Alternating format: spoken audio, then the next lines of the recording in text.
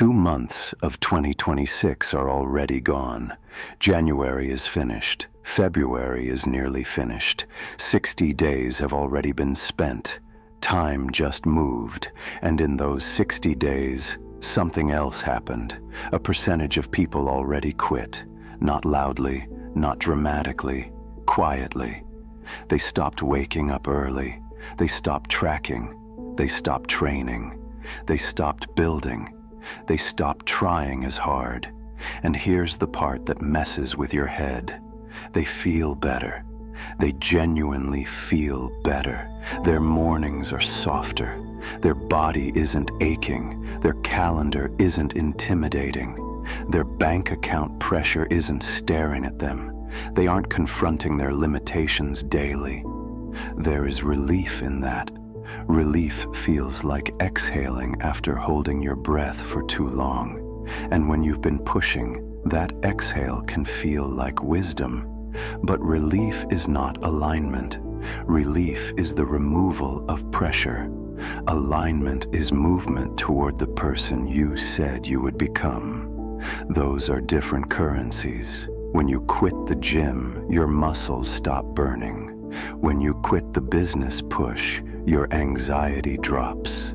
When you quit the uncomfortable growth conversations, the tension disappears. Of course it feels better. You removed the friction. But friction is not your enemy. Friction is the shaping force. You don't build strength without resistance. You don't build confidence without exposure. You don't build identity without tension.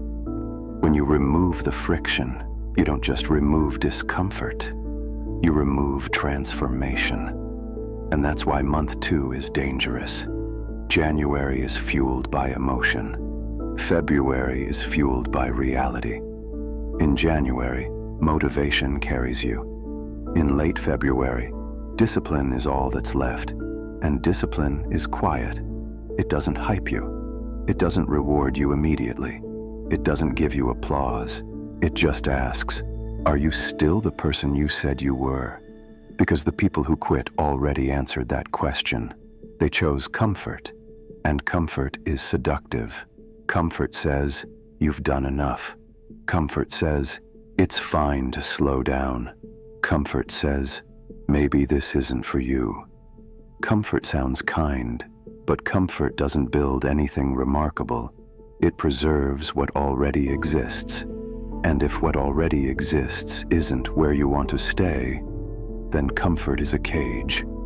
And you're not meant to be caged.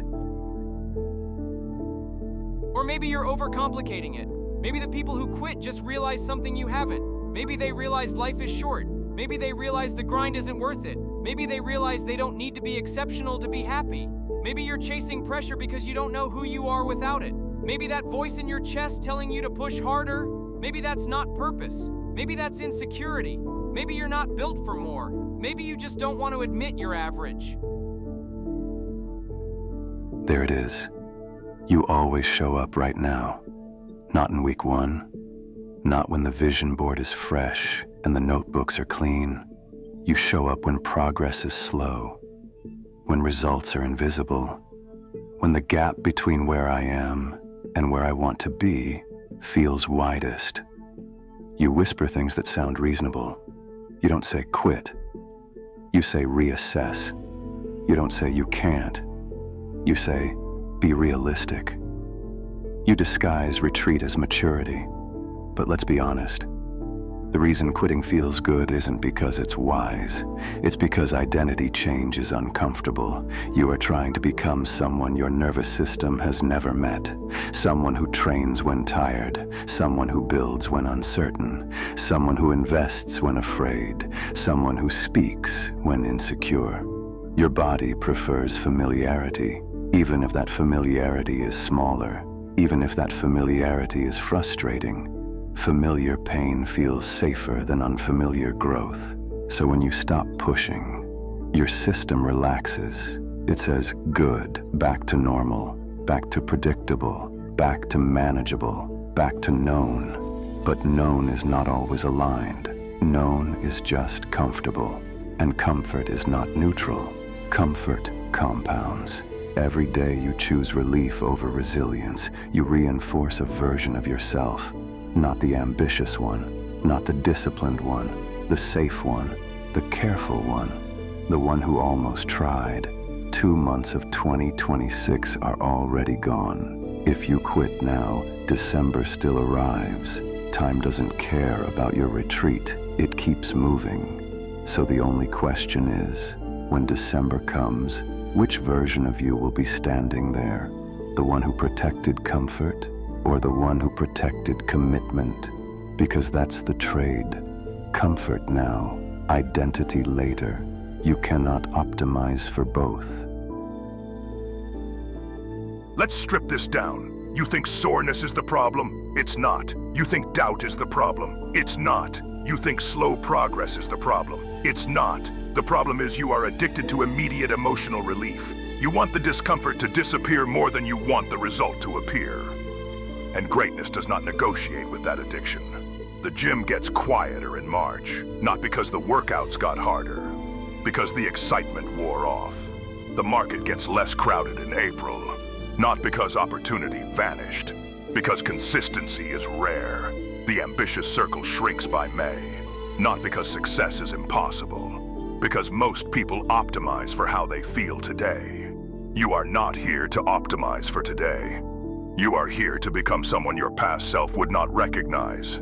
Dangerous, disciplined, stable under pressure, calm when uncertain, unmoved when motivation dies.